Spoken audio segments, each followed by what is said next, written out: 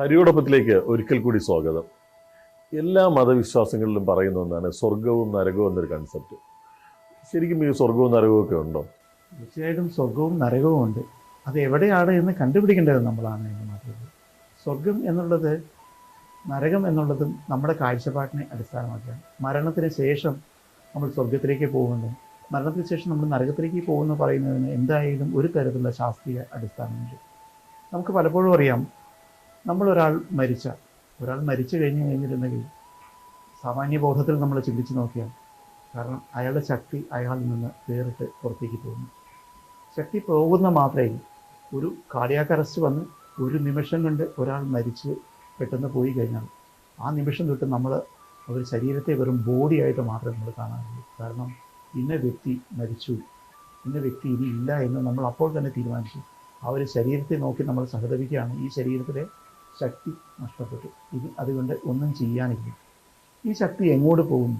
നമ്മളൊന്ന് ചിന്തിച്ച് നോക്കൂ. ഈ ശക്തി പോകുമ്പോൾ അത് തൊട്ട് മുകളിൽ പോയിട്ട് അത് വേറെ ഒരു ഭാഗത്തേക്ക് പോകുന്നു.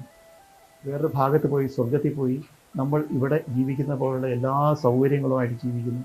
അവിടെ ഈ പറഞ്ഞ പോലെ ഒരു ഭാഗത്ത് ഡാൻസ്, പാട്ട്, സൗകര്യങ്ങളൊക്കെ ഉണ്ട്. ഇപ്പുറത്തെ ഭാഗത്തേക്ക് പോയി കഴിഞ്ഞാൽ, നരകത്തിലേക്ക് പോയാൽ അവിടെ വലിയ ചെളിക്കുട്ടുണ്ട്, അല്ലെങ്കിൽ വലിയ തീ എന്താ പറയുക കത്തിച്ച് അതിൻ്റെ ഉള്ളിൽ കൂടെ നമ്മളെ നടത്തും എന്നൊക്കെ പറയുന്നു. പക്ഷെ ഇതൊക്കെ നടക്കാൻ പോകണമെങ്കിൽ അതിന് വേണ്ടിയിരുന്ന ബോഡി ഈ ഭൂമിയിൽ തന്നെ ഉപേക്ഷിച്ചിരിക്കുക.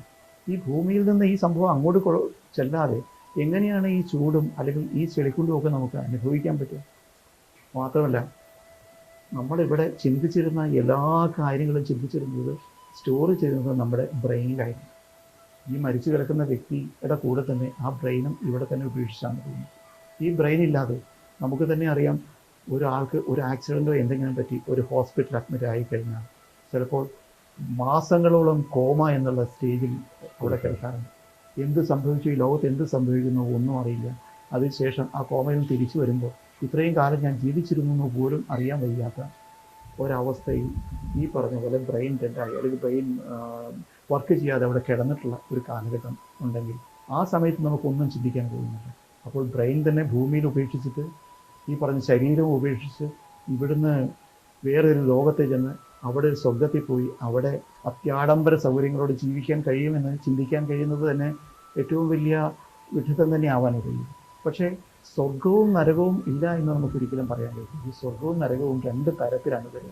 നമ്മുടെ മരണശേഷം ഉള്ള സ്വർഗം എന്നുള്ളത് നമ്മൾ ചിന്തിക്കേണ്ടത് നമ്മുടെ നല്ല പ്രവൃത്തികളുടെ ഗുണമാണ്. ഈ സ്വർഗം നമ്മുടെ ഭൂമിയിൽ തന്നെയാണ്.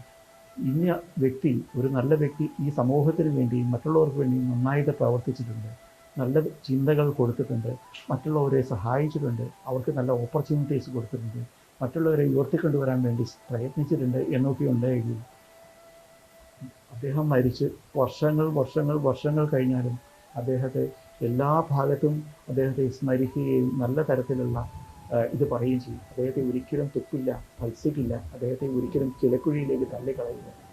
ഇത് തന്നെയാണ് നരകവും.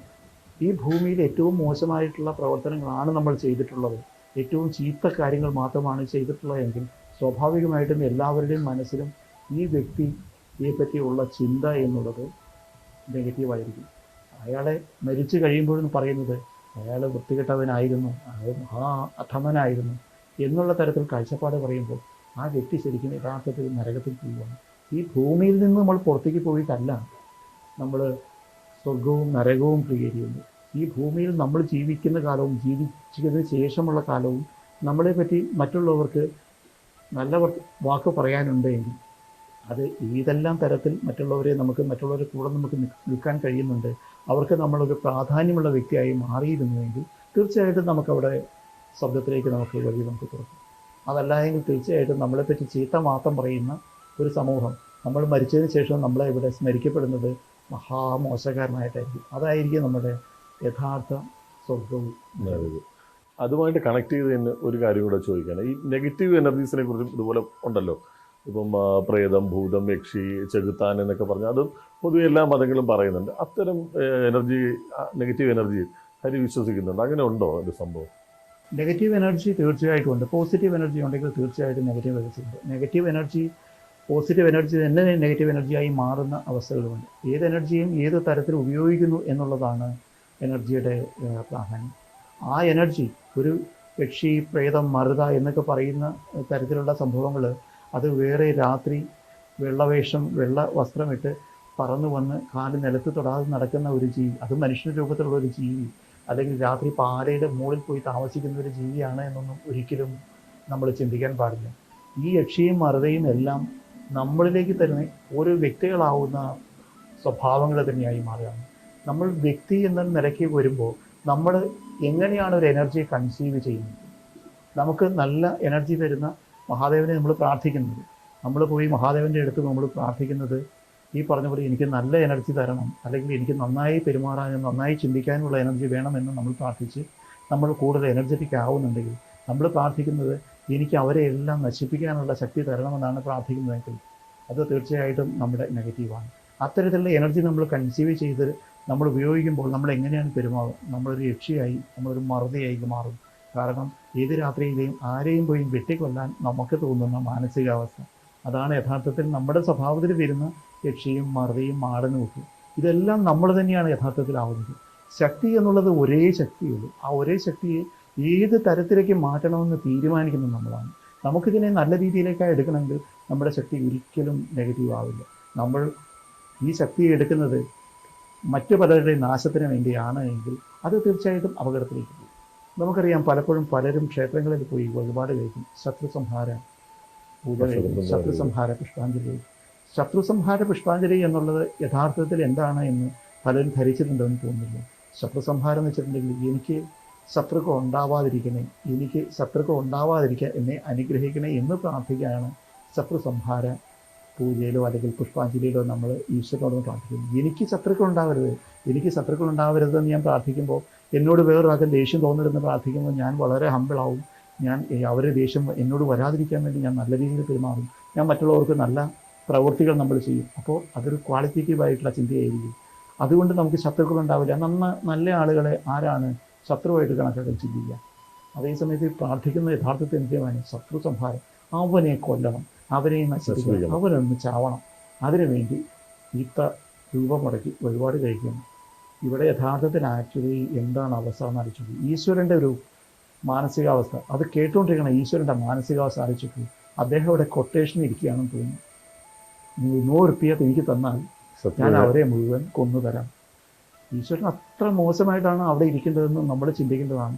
അതുകൊണ്ട് ഈ പറഞ്ഞ നെഗറ്റീവ് ചിന്തയ്ക്ക് വേണ്ടി ദയവായി ഈ ക്ഷേത്രങ്ങളിൽ പോവാതിരിക്കുക. അത് ഈശ്വരനെ തന്നെ നശിപ്പിക്കും. ക്ഷേത്രങ്ങളിൽ ഒറ്റ കാര്യം കൂടെ നമുക്ക് പറഞ്ഞ് അവസാനിപ്പിക്കാം.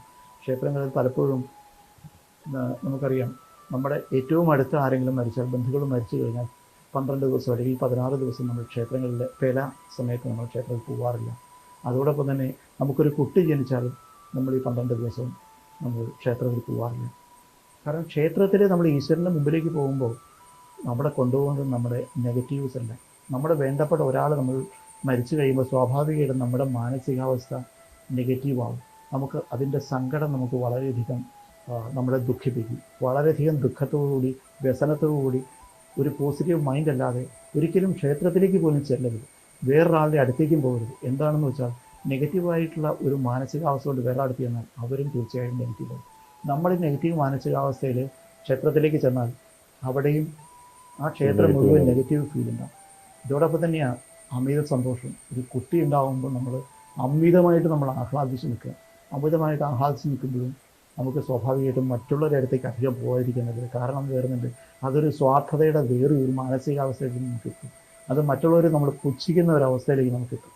കാരണം ഞാൻ നന്നായിട്ട് നേടി, എനിക്ക് ഇത്ര വലിയൊരു നേട്ടമുണ്ടായി, നിങ്ങളൊക്കെ കണ്ടോ എൻ്റെ നേട്ടം എന്ന നിലയ്ക്കും നമ്മൾ വേറെ ആളുടെ മുന്നിലേക്ക് അഹങ്കാരത്തോടെ നമ്മൾ പോകരുത്. അവിടെയും ഉണ്ടാവുന്ന ഫലം റിവേഴ്സാണ്. അപ്പോൾ നമ്മളെപ്പോഴും വേറുന്നുണ്ട് എവിടെ ജീവിക്കുന്നു, എങ്ങനെ ജീവിക്കുന്നു എന്ന് അറിഞ്ഞ് ജീവിക്കുമ്പോൾ മാത്രമേ ഈശ്വരനെ നമ്മളെ സഹായിക്കാൻ കഴിയൂ.